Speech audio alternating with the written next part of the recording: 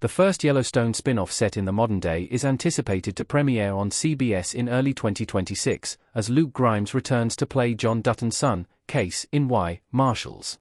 Kayce Dutton has left ranching behind, and is now enforcing the law in Montana as a U.S. Marshal.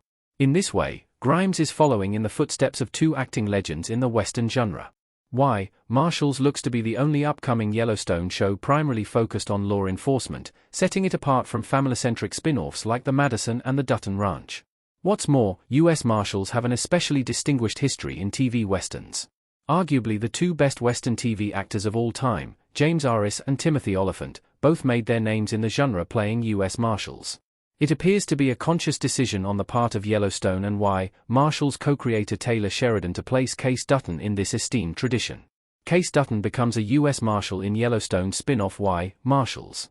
With the first trailer of Marshals hinting at Monica Dutton Long's death, it appears that Kayce is leaving most of his past behind in this new show, to become an all-action, gunslinging Western lawman. In this brief first look at the series, we see actor Luke Grimes on horseback, wearing a uniform emblazoned with the tag, U.S. Marshal.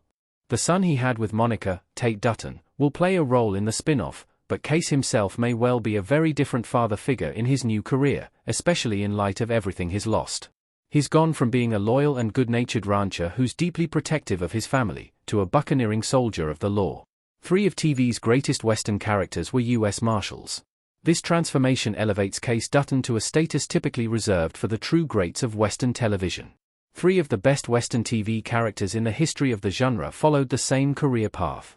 Most famously, iconic Gunsmoke protagonist Matt Dillon was a U.S. Marshal in Dodge City, Kansas.